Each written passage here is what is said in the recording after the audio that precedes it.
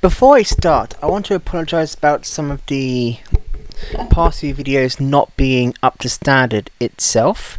That is primarily due to me only, as I said, learning this new editing software because it consumes much less data. I think I figured it out now, and a lot of the issues I don't think will repeat because I figured out how to stop the double audio thing from kicking in, I think now. So this should be fixed with that. Regardless, let's get onto this. While I was modding Mountain Blade Warband, because I want to upgrade the factions, basically change and add units to different factions, I was listening to this in the background because when I mod games, I slightly like to listen to things in the background. Then I was just listening to this. It was quite interesting because he said some very interesting points, which I do generally agree with, and I also have other things to add onto it. There's also other points he didn't catch on to, but that's not necessarily his fault or his weirdness there at all. He was saying his core point, and he said it very well, and there's nothing in this is to bash him or his ideals, but there's certain things in which further expand on this concept. Let's begin. So I've had the privilege of being a part of a lot of conversations over the past week and a half, and one of the questions that keep coming up is why is atheism spreading as fast as it is? You know, why is atheism seeming to spread at this moment like wildfire? And that's a very interesting comment to make because there is a growing number of atheist acceptance in the grand scheme of things. And that is what's an interesting point in this dynamic. Because, as you will go over about social trends and all of that, one thing I'll highlight, which will link to what he's about to say, is the age of information itself has been the death of some religions itself. And that's where the dynamic of the internet itself has been, in some ways, a complete blessing for atheists, so to speak anyway, because the dynamics at play when talking about atheism has always been, to the most part, a manner of safety and security. In a lot of cases, to be atheist beforehand would be basically death. And when there was a closed community and when there wasn't much outreach or ability to be anonymous yourself, there's a lot of issues regarding being atheist and outwardly atheist. And that issue was, if you then became outwardly atheist, as you still get in some countries, you get to basically socially isolated and stigmatized straight away. And that, as a direct result, means then that that's a case in which it's very bad in the grand scheme of things if you do want to be outwardly atheist. So, what does that mean? What does that then mean? That then means is the trend itself around dynamics of atheism and theism can be a case of, as we still see in a lot of the Muslim world, atheists not actually showing their true nature because they are not necessarily too worried about the consequences, but would rather wait to be in a much safer location before they do so, just so the effects of social isolation and targeting against them does not hinder their movement out of the area and or limit their own personal freedom. That's what I will say for now. And even asking that question, it means that we're acknowledging that there's something does seem kind of different at this time, and that could be totally culturally, socially. It just could be a different thing for the U.S., could be a different thing for the southern U.S., whatever. But for yes, it's very different. at least he was accepting it and not actually accepting it as a monolithic thing across all things. Because there was something in which someone else covered talking about atheist subcultures, in which was basically primarily talking about American atheist subcultures of pop atheism, but not necessarily atheism itself. At least this is why I don't mind this person, because they actually said very clearly that disclaimer.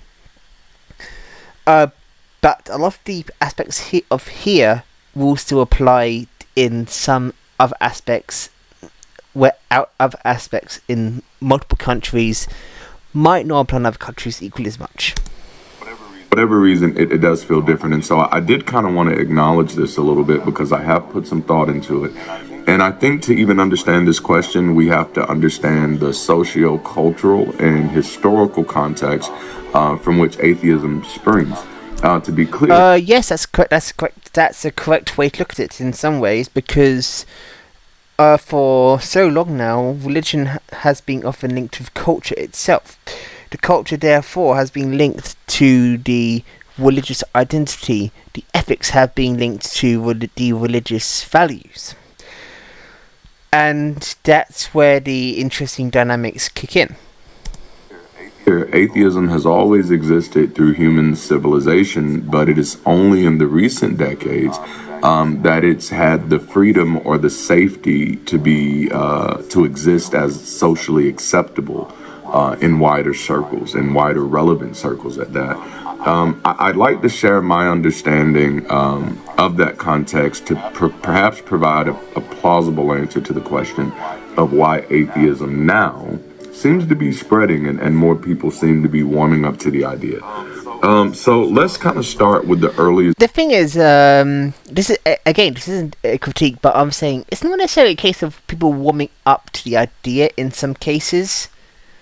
I think half of this is also the fact that some people were atheists in the first place, but were just pretending to be religious for the sake of it, as for their own security.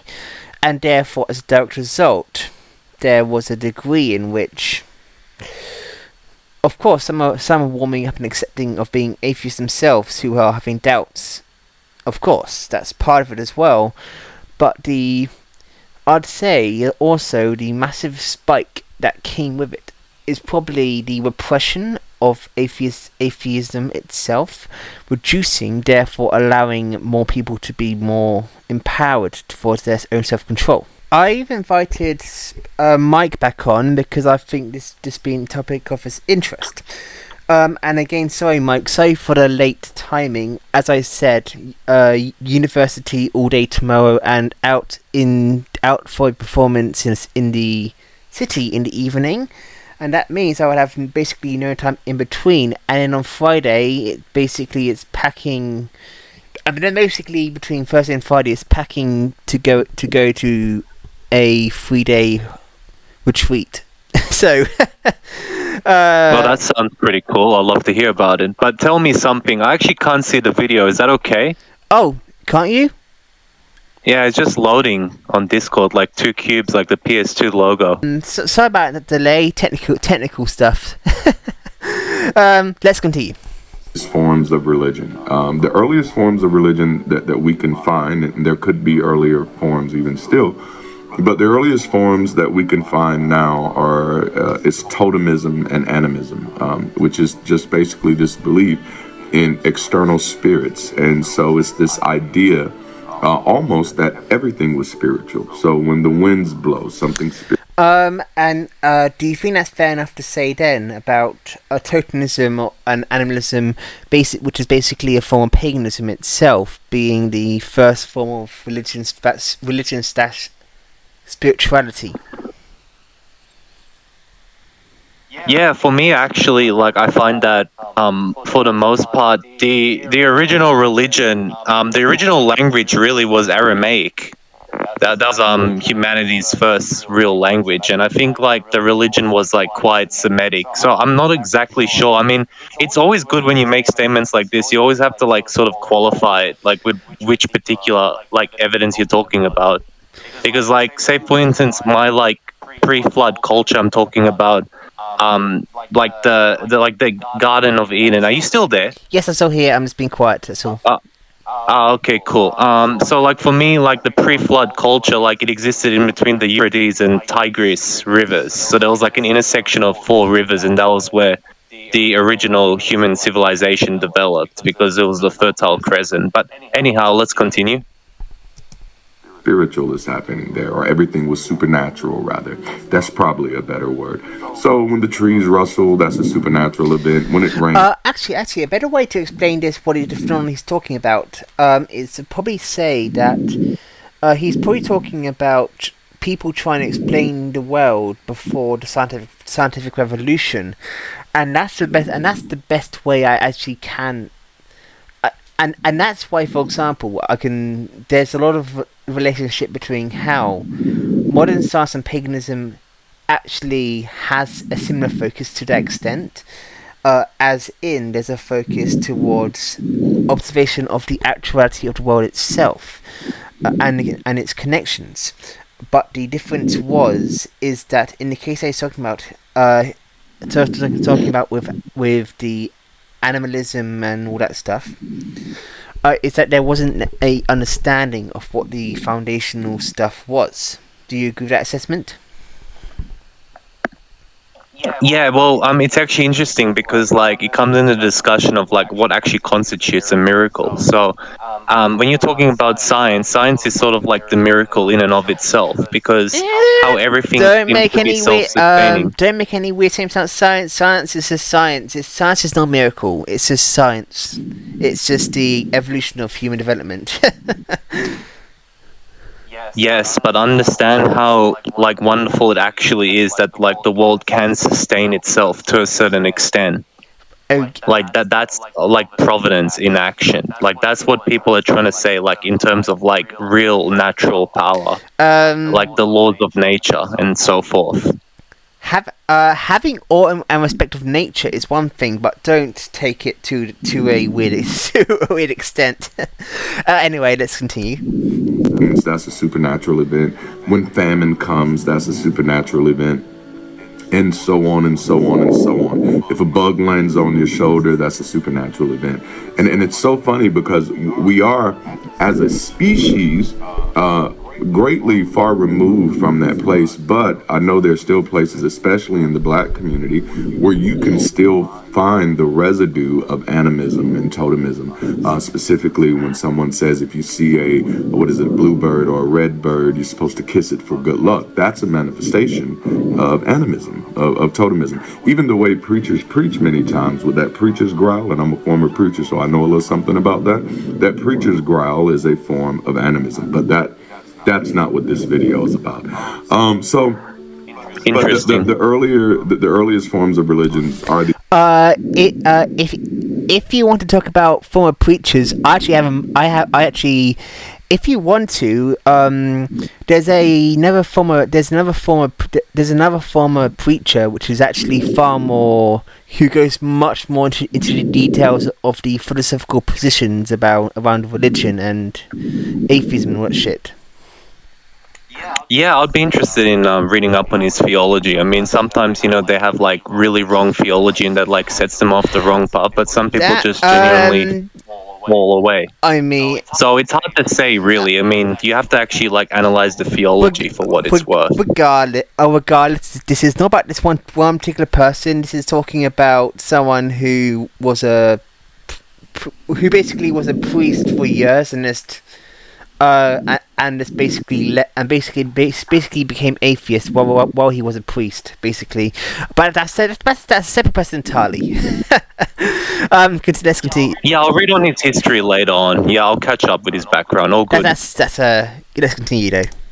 These forms of totemism and animism, where everything was supernatural and everything is controlled by a variety of supernatural or external spirits. That you could petition for assistance and things of that nature, but who were by far and large sort of indifferent to you without your specific petitioning of them. Early human society saw spirits in every aspect of the natural world, from trees and rivers to animals and celestial bodies.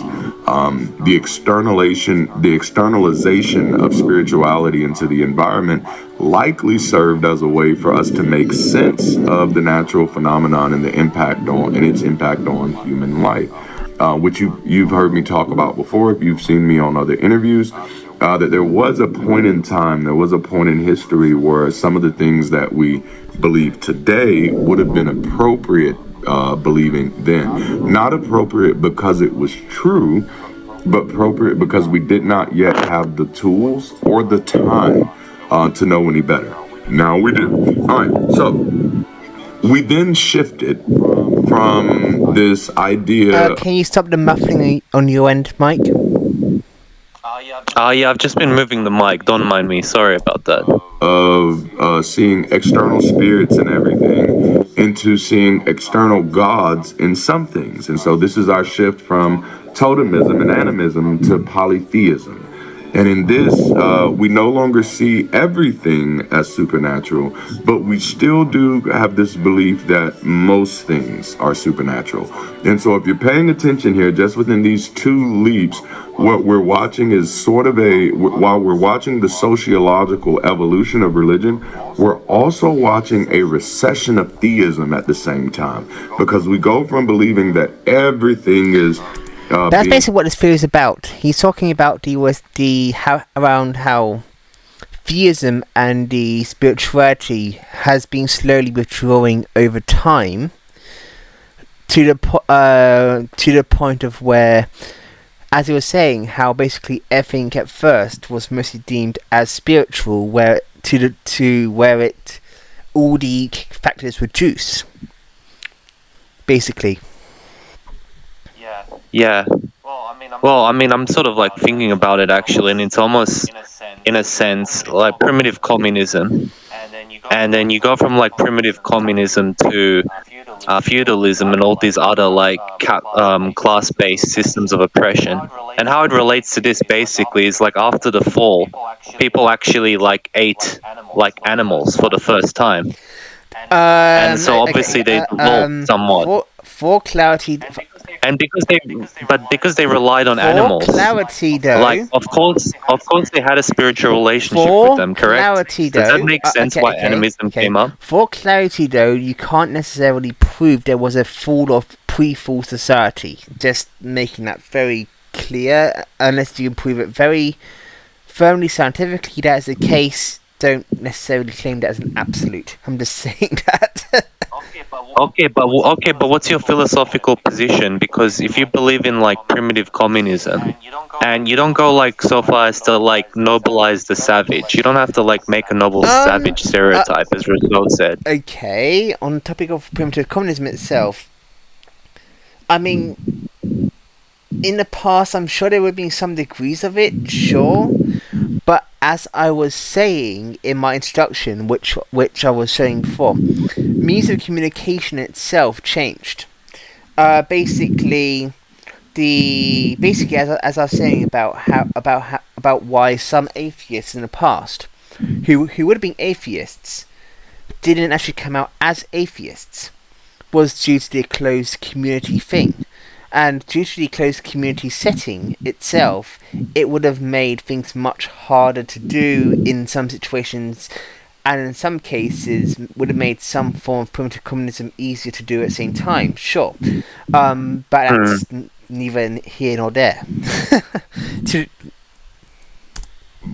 Impacted and inspired by many different ghosts to believing in less ghosts by the time we get to polytheism. And so the evolution to external gods who control the environment marks a shift towards organizing these external spirits into a more structured pantheon, often with hierarchies and specific domains. And the study of pantheons of God is just absolutely fascinating to me, which of course you're already familiar with through Greek and Roman mythology, but Egyptian mythology has pantheons, Aruba mythology has pantheons, and believe it or not, Hebraic mythology has pantheons, typically a part of the Canaanite mythology. But I digress. And these gods are typically attached to stuff like weather, fertility, war, and love. And again, just pointing out how even though the majority of us, especially in this Western context, have moved on from the polytheistic view, you still find the residue of this, especially in my community. So of course it started off, like things like you got the god of love, like, or the goddess of love, like Aphrodite. But then even still in communities, I know even when I was growing up, there were people who still believed in love potions, which meant that you believe that love. At this point in the video, I actually was thinking about something quite funny. It was from a Chinese drama I was watching. Which one was it? I think it was Joy of Life. I think. Where there was a scene about where there was a scene about a love potion thing where it wasn't actually love potion at all. It was rather something else completely, and it was just making fun of the love potion idea. It's amusing because I mean, love potions can exist in nature to some extent, just not in the same way other people think about it. It's not necessarily a magic trick. Is it like a form of witchcraft? Possibly, but really, what they can do, it's as simple as merely, using the elements of the deer. For instance, they shred the antlers, and then that, is a great aphrodisiac. And of course, a lot of those tribal healers just so happen to experiment and find all the right solutions within nature. How good is that? I mean, by technicality, isn't just most early love potions just hormonal alterations anyway, and that's basically it? Possible. I mean, I think a lot of the time when it comes to seduction as an art form, really, people would say evolutionary, that came from the animals, but I think the interesting thing with humans is that we're such like rational species for the most part, or at least we can isolate that rational part of our brain. So I guess seduction, the way how it really affects people, it's supposed to get into their subconscious. Because when you get into someone's subconscious, then you can essentially go past their consciousness, which is their only defense, their rational mind. Yep, sure. Fair enough. Let's continue. Was a supernatural event. And there are people today who would still argue that love is supernatural. So we'll go on from there. But this development reflects increasing social complexity and the need for more centralized forms of control and explanation. And so we see, even with this jump, there is a natural kind of explanation of it. And it definitely, our view of the world seems to become less superstitious as our understanding of the world increases. And so we then move from external gods and polytheism to an external God and monotheism. Again, now the whole world didn't make this shift, of course, because there are still polytheistic faiths out there. But by the same token, I've also demonstrated that there is still polytheistic behavior among monotheists, and there's still totemistic and animistic behavior among monotheism. Yeah. So it doesn't. What we're speaking here to is the majority, or the mainstream, or the next evolution is probably the best way to say that. So that next evolution was monotheism, kind of coming out of Egypt, as we can see with the Aten. But it was a major shift, literally one God away from atheism. Can you see that? We went from believing that everything was all these different gods to believing that, nope, there's just this set number of gods, maybe 12, maybe 24, maybe 36, whatever. But there's this set number of gods, and these other things are just natural coincidence. And then we move to, nope, there is one God, and the other gods are false gods. The other gods are superstition. And now there's just one thing that's responsible for all of the supernatural things, and anything that's happening that's not caused by that one God is superstition. So by this moment, the idea that some of these beliefs are superstitious becomes acceptable among our society, but at the same time, we're still latching on to some of it. Again, just one God away from atheism. And I do tend to agree, because that is what made outside of the other issues, That's one thing I think that has made atheism much more easier, especially with monotheism. Because the thing is with monotheism is when you put a lot of the attributions upon one person. So let's use Islam and Christianity as an example, right? So let's say then the attribution was put on Allah or Jesus as the messenger of gods, respectively, right? Then the case is, then if you find the message of Allah and Jesus, and therefore the God not believable, then that means you have no real belief or reason to have that faith. Where and that's something I think is actually a very good point to make, because when there was multiple gods themselves beforehand, there could have been at least some degree of plausibility to then saying like X god isn't real, but X other thing could be real. Especially, and that's why the cult of Mars and all that stuff was so prominent during the Roman Empire. Because Rome was actually victorious, which ultimately kept feeding these superstitions of the Roman Empire, and therefore leading to a massive increase in the cult of Mars, for example. Thoughts? Yeah, good ideas. I think for starters, I actually had a thought about Rome in my spare time. I was meditating upon it, and I mean, depends who you define as the best Roman emperor. Okay, so I mean, that's not just the whole point of what you were trying to say, but like I'll try and go in reverse. That wasn't that makes sense. So my point wasn't to say which is the best Roman emperor. No, but I'll get back to you. I'll answer the rest. My point was to say is that when Rome was under a more paganistic system, the cult, as I say, a lot of human attributions could have been easily linked to Mars and other leaders in the pantheons, because Rome was successful on their own merit. Therefore, a lot of the gods and goddesses of victory could have been attributed much more so, and dealt in the gods of victory would be more few and far between, because then that would be seen as equal to denying the might of Rome itself. Yes, and that's why like when people say stuff like, okay, Christianity doomed the like Roman Empire, they are doomers themselves, because if you actually like look at it, like if you actually look at it on like based on virtues alone, like you see Augustus, like if he's the best Roman emperor, and this is what I was trying to say, if he's like best Roman emperor, and then if you look at like how strict he was morally, like we're not saying he's like a righteous pagan, I'm not saying like he done everything right, like this is a guy who owned slaves, okay?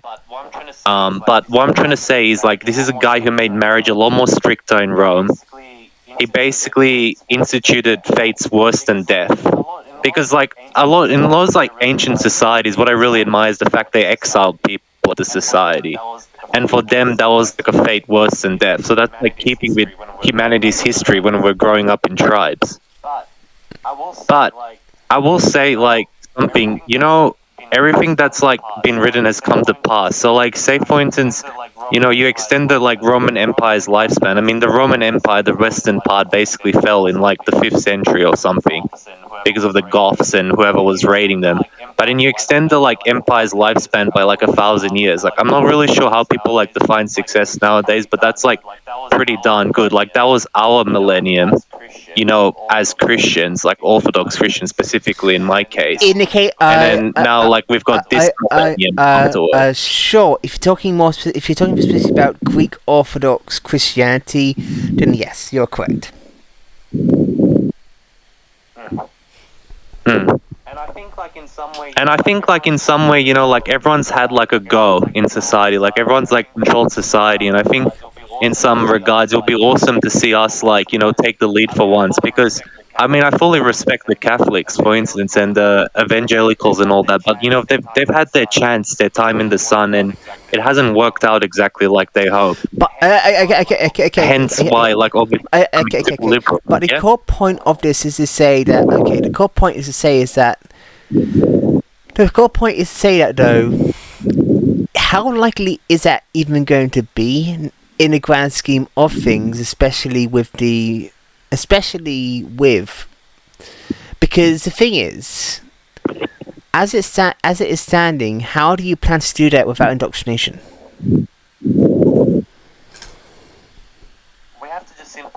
We have to just simply live the faith. That's actually like the number one thing. So because when you set the example for other people, then it's like, oh, okay, well, now people are gonna listen to you like with respect because they can see you're like genuine about respect it. And truth of the matter are two separate factors. Okay, let's not detract too much, shall we? Okay, I'll just say like not because like I'm arguing with anyone, but just putting my point of view across. What I think is gonna happen, like I could be wrong, is that there's gonna be certain events happening in the future, and then it'll be like, okay, well, what's your opinion on it? And then that's like when we can essentially determine the truth. Now, the eventual movement towards monotheism with a single external God connected to or in control of the universe signifies a further abstraction and unification of divine concepts, paralleling the centralization of political power in many societies. And I know it was a mouthful. It's how I do my notes sometimes. I'm sorry. But the big point is there again, just like with polytheism. By the time we're getting to monotheism, we're our religions, wherever you find us, are mirrors of who we are and who we are becoming at that time. Okay. And that's what you see. So even when you see the most disastrous and dangerous things in our religious belief systems, those things are there as our way of justifying those disastrous and dangerous things that we were doing, right? I'm not saying it was right. I'm saying this is the reality of what we as a species were doing. Okay, so, and God, this is good. So, discovery of certain specifics of the universe finally allowed us to reasonably entertain the possibility of being on our own in this pale blue dot. The more we've learned about the natural world, the further we have removed theistic involvement from it. And as a result, the idea of God shifts from a preoccupation with the being of active agency to a preoccupation with an inner voice. And I'd say that as well. The wall of humans changed as well, where as time went on, the focus of the human action itself became more emphasized, and therefore there was more and therefore I would actually theorize that then there was a more process of more humanization going on, and where humanism developed more specifically as time went on. Do you agree or disagree with that? Sounds about right. I mean, what I was actually really thinking about, like, which is sort of related, is the fact that polytheism, if you look at the actual morphologies of polytheism, like how we was talking about the different pantheons, I find it really amusing that the actual, like, if you have a righteous pagan, so, like, let's take someone like Cato, for instance, like someone who, like, literally offered himself. Okay, let me finish my point now. I'm just trying to say is that in these mythologies, when you got multiple gods attacking each other. Just to clarify, for anyone listening, Mike is Orthodox Christian, just for clarity. So whatever he says is said in the Orthodox Christian way. Continue. Okay. And so it's just interesting because, like, you find these different mythologies, and I mean, if you've like studied like them and you see like all these mythologies that have different gods in them, plural, not one, and then you find out that, well, they've all like basically sinned against each other because they're constantly in competition, and so it necessarily means that as time goes on, like, that's just not the right example to follow, like, objectively speaking, because if you end up that like the humans are like actually more moral than the gods you're following, well, really, they're demons leading you to destruction. That's just my honest opinion. One of the core reasons for atheism nowadays is that humans are now far more moral than the religious texts or figures have been, and therefore that leads to then the dynamic of saying, why then should I even bother being religious or following X or Y teachings if I am already far more moral than the holy books themselves? I guess the response would be that Christianity, if you look at the founder of the religion, one founder who truly was righteous, like objectively speaking, I mean, no one really has a problem with him as a person.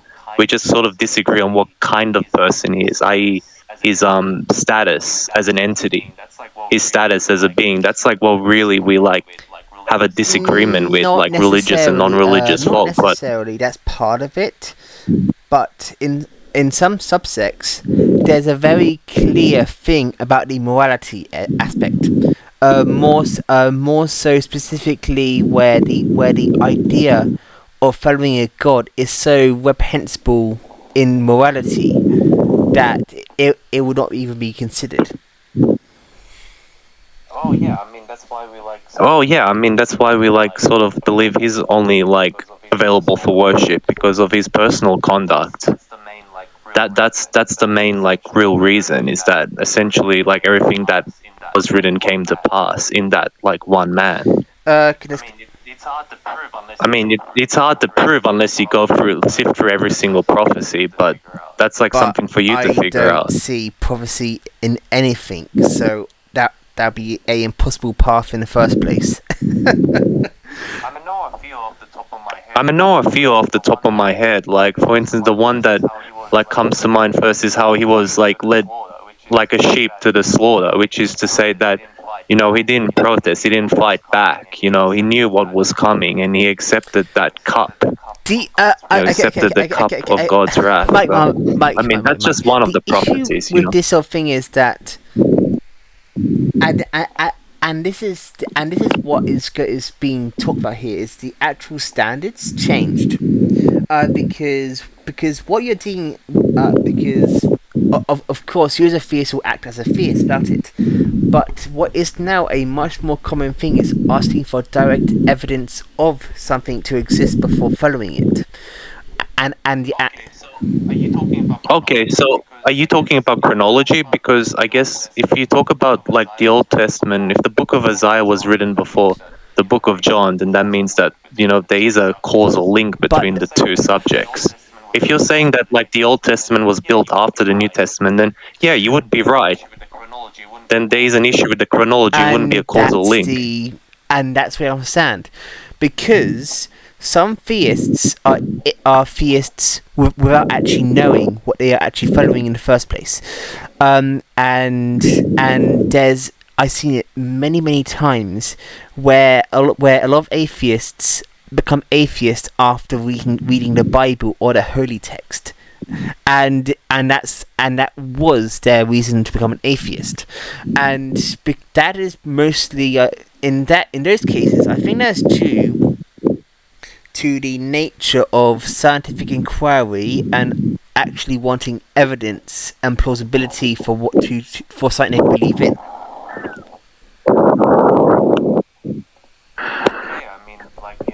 Okay, I mean, like, you know, for instance, the book has a whole heap of connections between on the same topic, and someone has actually built out a map. The very beginning of creation, the creation stories of religions themselves often are not realistic and not plausible in the first place. So, and that is a big turn-off for people who actually are focused on evidence. And if the beginning is not plausible and sounds like a complete fabrication, how can you trust the rest? Do you understand what I'm saying? Well, I do agree. I do agree that, yeah, basically, you know, if you do truly want to understand it in its totality, then yeah, you might as well start at the beginning. That makes sense to me logically. If the beginning doesn't make any sense and is completely nonsensical, why would someone trust the rest of it? They won't. Simple as that. But anyway, let's continue. Evolution from that external God and that monotheism, it was that evolution into an internal God. a personal God. As one of the gospel singers, Tone, said, a personal Jesus. Perhaps that has been the one of the most loudest and one of the most vocal movements, at least of Christianity, but even with other monotheistic religions, is this idea of a God who is not necessarily seen in the active world, but a God who is leading you to be the activity. It's this personal God. In the Christian faith, it was this idea that you are the body of Christ, right? And that you would be the arms and the legs and the mouth and the ears and the brain, whatever. So that you would be these things because, as Mary said, it was the God in you, right? And so this allows us to get to this place where we begin to internalize the divine. And so then self becomes a participant. And this is where the point can be factored in. At this point of mentioning the internalization of the divine, which is and shifting away from the divine being inherent, and that's where the whole dynamic of delusions and basically the merger line between what is a delusion and what is not a delusion kicks in.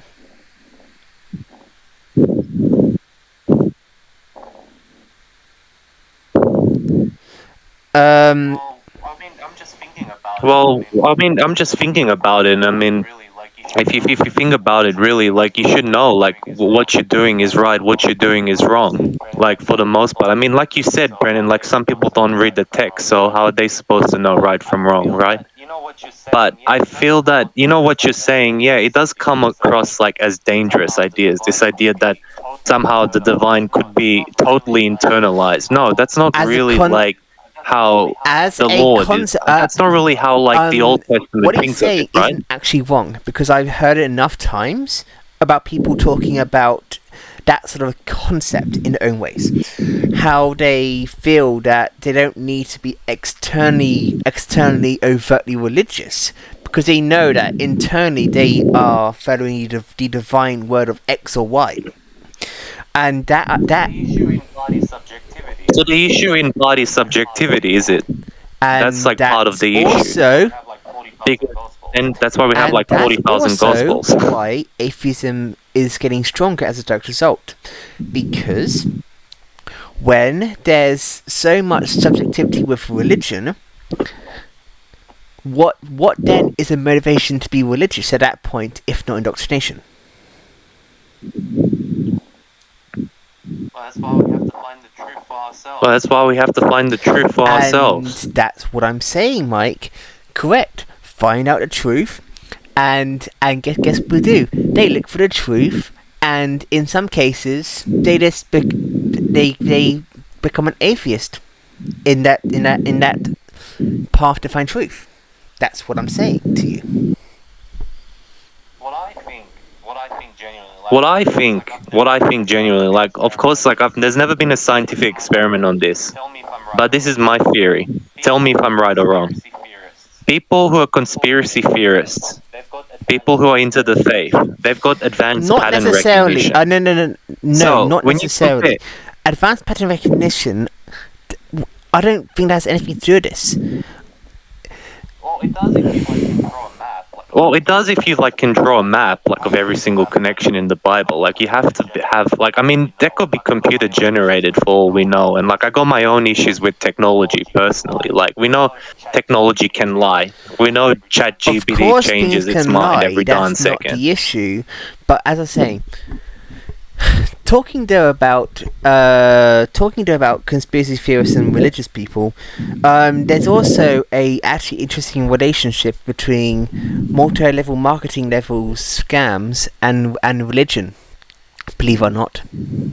Yeah, I know about it, truly. Yeah, I know about it, truly.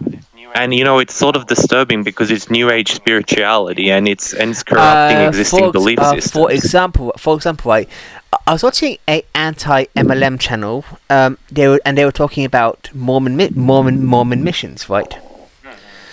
And it was basically saying how the Mormons operate basically in some ways exactly the same way as multi-level marketing scams. Okay, go on. Okay, basically saying that emphasis is on your work with no real guarantees for your future. You have to pay 10% in for tithing, as well as pay for your own trips entirely, with basically only spiritual, with only quote unquote spiritual guidance and no real support, and so on, and basically being told to basically just toughen up and keep advancing. Yeah, I guess so. But I mean, at the end of the day, like, everyone has like free will. Like, that's what we all philosophically agree on. Anything else that relevant to the point so far in the video? Well, I mean, you know, when I was talking about pattern recognition, it's not to say that, like, you know, X person is smarter than person Y. What I mean to say by pattern recognition is, like, it's almost like tying into philosophy. Essentially, it's like what the gentleman was saying in the video. Like, people are just trying to find meaning in all things, so they're being very existentialist, okay? Existentialist almost to a fault. And then the people who say things are just the way they are because they are the way they are, which is a tautology, I know. Essentially, you know, it's not nihilism, but, you know, they don't really see the meaning as we do. So maybe sometimes we have false positives in our work, like, as everybody does, right? Because even doctors diagnose wrong with false positives. But I feel like, you know, if you actually look at how life is and how it's set up and how everything's relational, like the relationship between two objects is relational, correct? So really, like, when we're trying to establish a framework for the truth philosophically, we need to actually understand the world. And if the world is relational and we're seeing these connections happen, they should be right more often than wrong. Doesn't mean we're right absolutely in a universal sense. It just means we're right more often than we're not. Well, that depends on circumstance and what they're talking about. Because when you talk about conspiracy theories itself, it all depends on the conspiracy theory in question. If it's a conspiracy theory itself which is implausible and impractical in a thing which has no basis in reality, then it's just delusional. So that dynamic is open to so much subjectivity in the grand scheme of things. It is like open to subjectivity in the sense that you have to basically look at someone and see, like, what's their motive. And then, so, you know, it's like we're establishing someone in the middle of a crime. What's their motive? If they have a motive and they have the resources at their disposal, why wouldn't they do it? That's the question of a conspiracy theory. Okay, I guess, but is that everything before we move on? Yeah, let's go.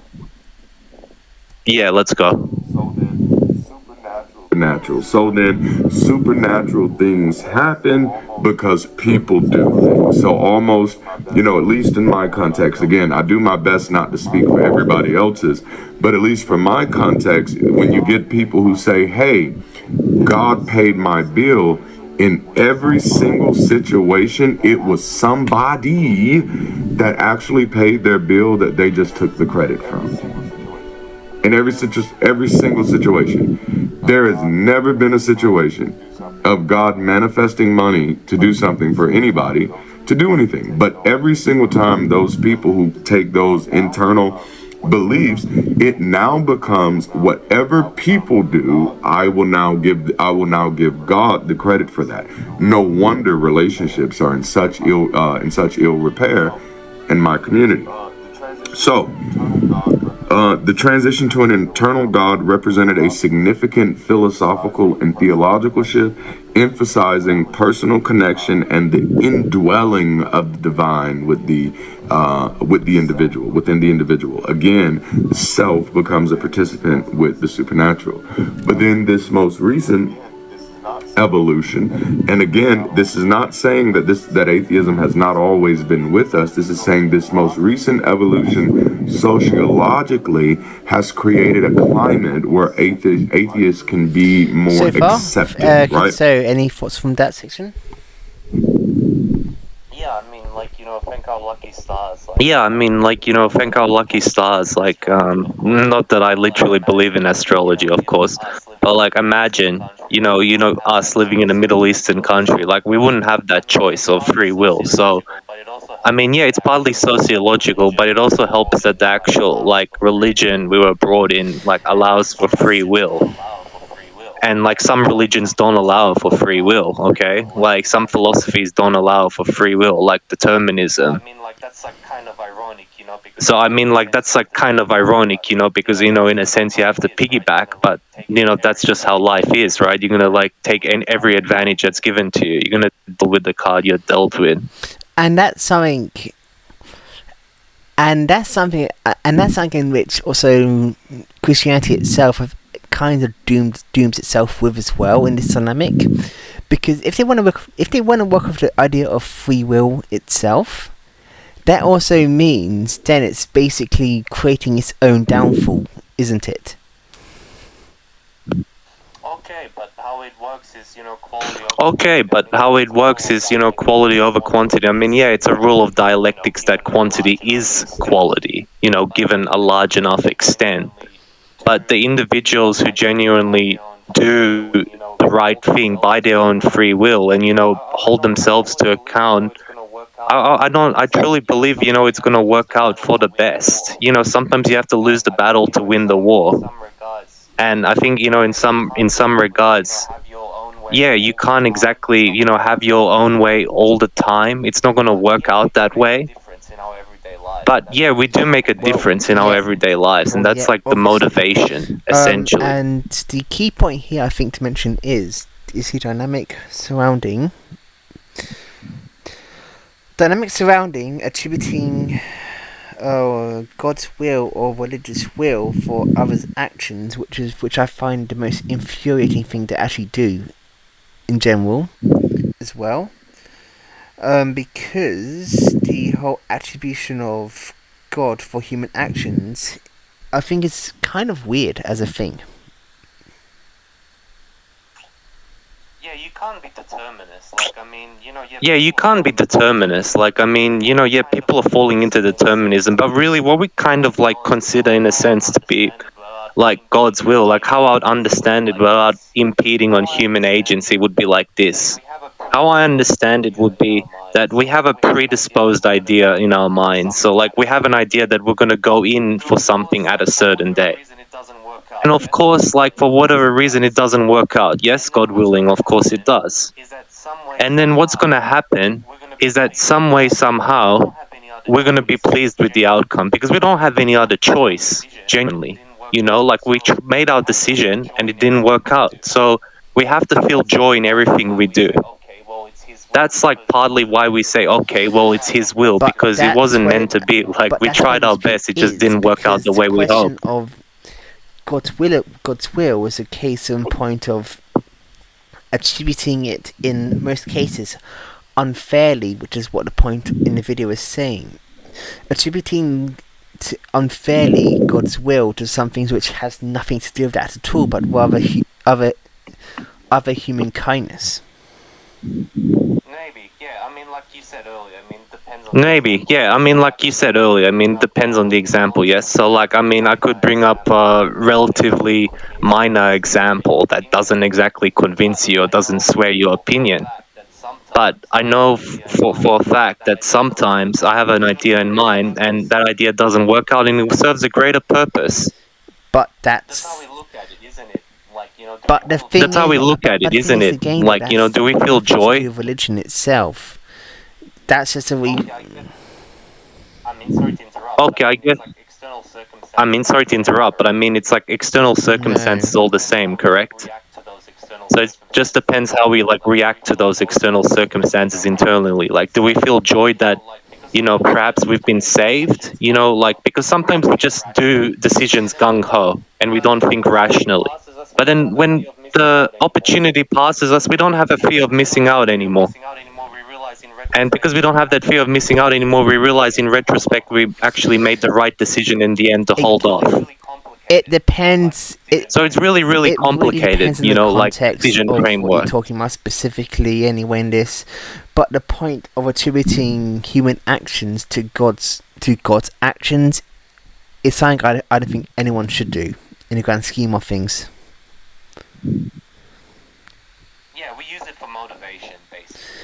But yeah, we use it for motivation, basically. Like we use it for motivation. It's like, okay, let's do the good and right thing. This is going to bring honor. Understand that using it as motivation actively demeans the other person. I'll be honest, I just struggle like so much, as we all do, to be honest, like regardless of whether we admit it or not. Like I struggle so much with myself that I just try and focus on myself.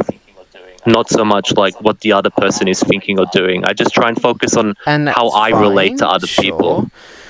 But all I'm saying is just don't attribute anything to God that is done by humans. That's all I'm saying.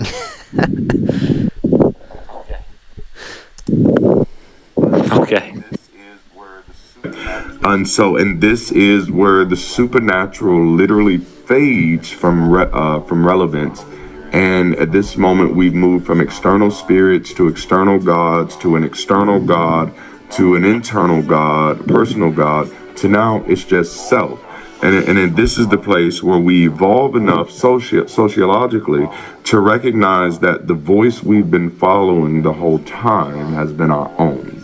That this whole time, all of this scripture has just been coming from people. And then the voices in people's heads have also just been people. And so atheism then, when you kind of look at it that way from a sociological perspective, seems to simply just be the next step of natural progression. Remember, there was a time when totemism and animism were new to the human species and were spreading like wildfire. And then there was a time where polytheism was spreading like wildfire. So much so that all of the major cultures were in on it. It was the latest rage. And then there was a time where monotheism became the next latest rage and began to spread like wildfire. Atheism is now at that same place. And as with all of the phases that came before, atheism is simply our natural response to an elevated understanding of the world around us. And to me, that's my 2 cents on why atheism is spreading. Did you now see why I wanted you to watch the video? Because it's actually vaguely interesting, isn't it? Yeah, I do appreciate sociology. Obviously, I've studied Karl Marx's theories, and that's why I brought it up in this conversation. I think I'll just say, like, maybe my final thoughts. I don't say this to be a contrarian or because I'm sort of some sort of edgy jerk, as you know me in real life. I'm not that.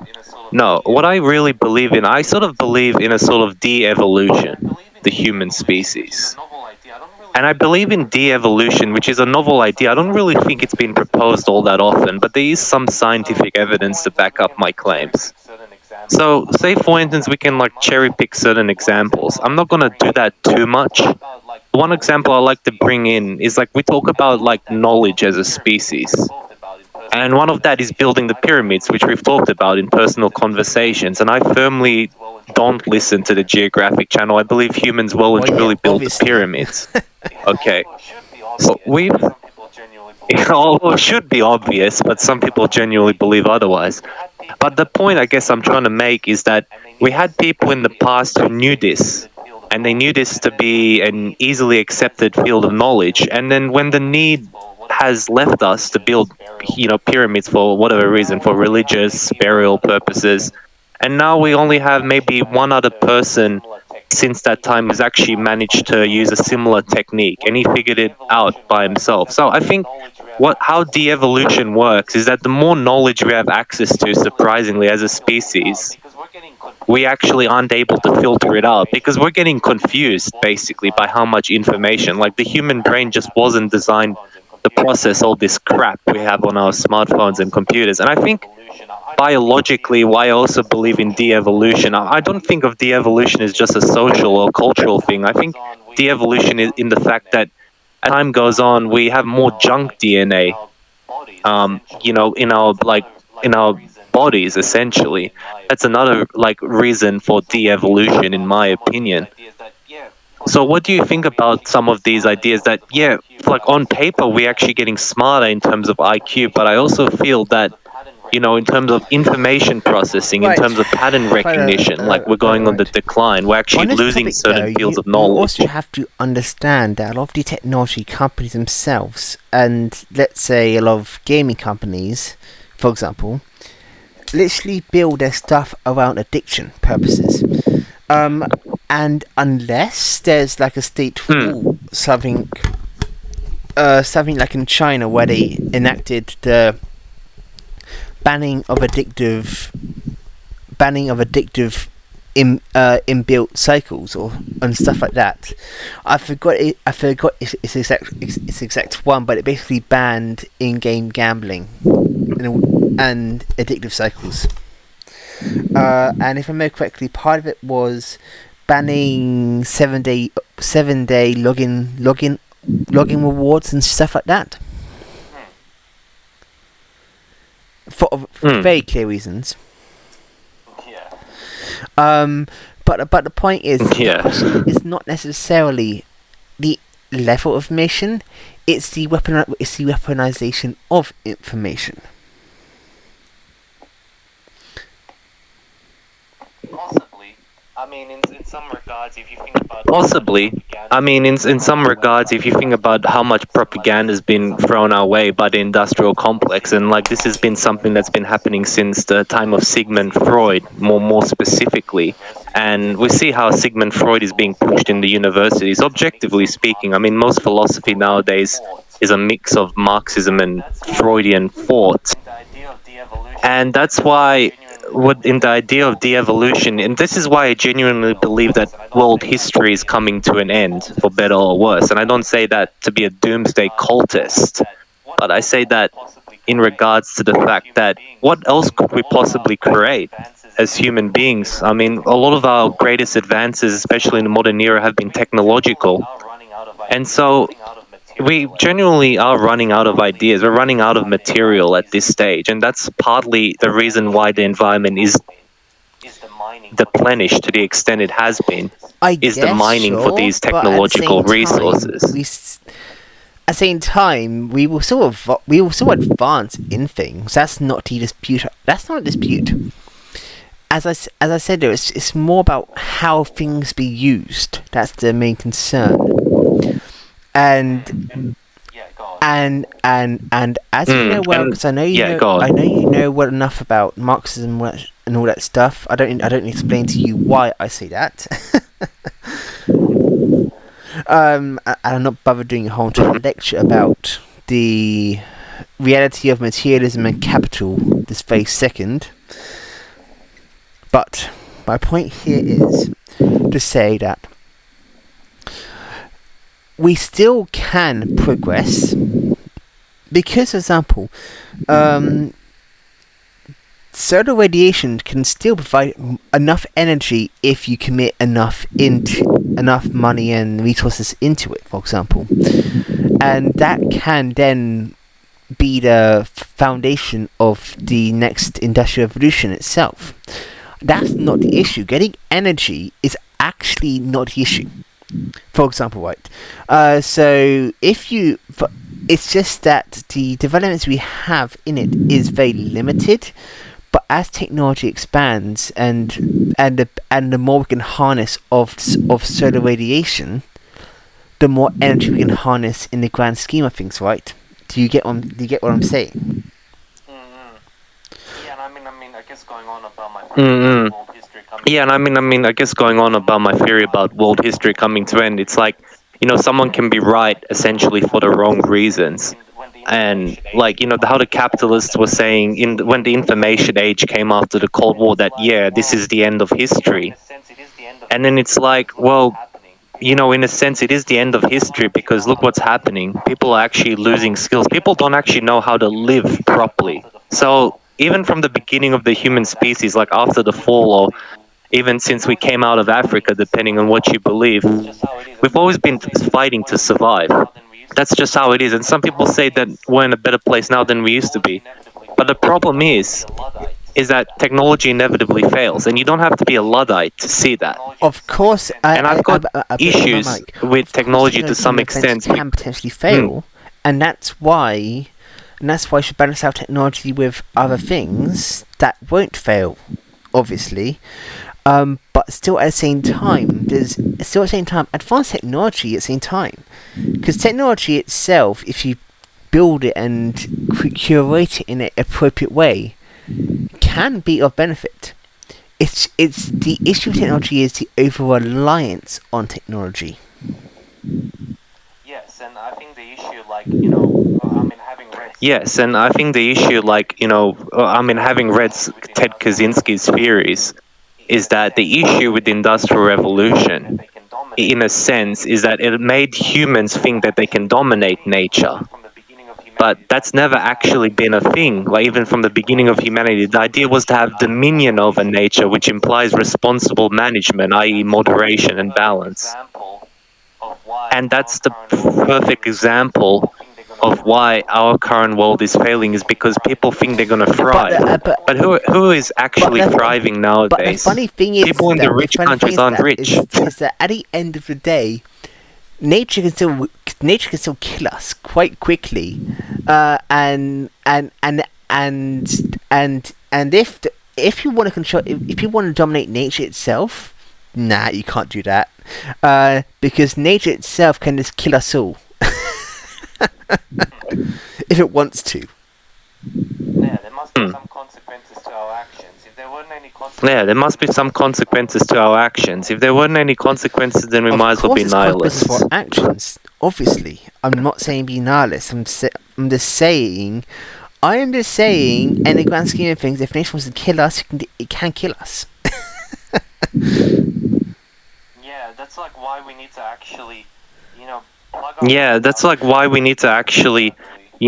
plug our minds out of the matrix, proverbially. Like, actually learn these skills. Like, that's another reason why, in my opinion, world history is ending. Like, why I have such a strong opinion on the matter. It's like, I heard some stat that, like, in Australia, where we both live, it's like 20% of people are employed by the government, which is crazy, right? Like, that's like not socialism, but in a free market society, that's like total sellout. Like, Australia is just a sellout country, don't you reckon? At this point, like, basically everyone wants to be rich in Australia for the most part. Sellout and puppet. I agree, but that's not the conversation we're having right now.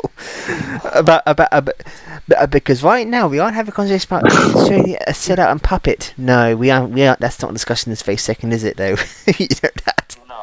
No. It's just the fact that, like, for me, 20%. No. It's just the fact that, like, for me, 20% of the workforce being employed by the government, and, like, these aren't jobs that, in my opinion, actually help people for the most part.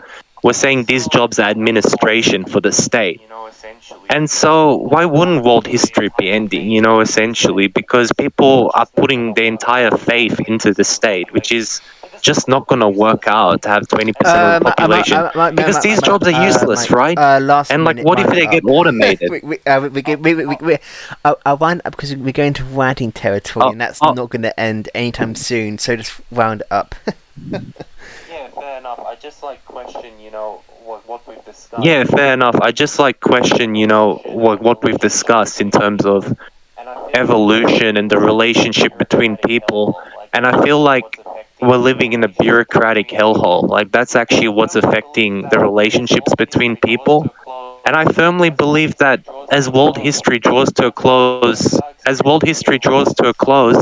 what's happening is that we are experiencing de-evolution to some extent. I mean, there's, like, both biological and socio-cultural markers for that, which I've explained. I'm going to head off now anyway. That's my I'm opinion. starting a little bit tired anyway. And I'll just do a quick edit and go to bed from here. Oh, good. Well, it's been nice talking with you, Brennan. Good chat. Oh, good. Well, it's been nice talking with you, Brennan. Good chat. Bye-bye.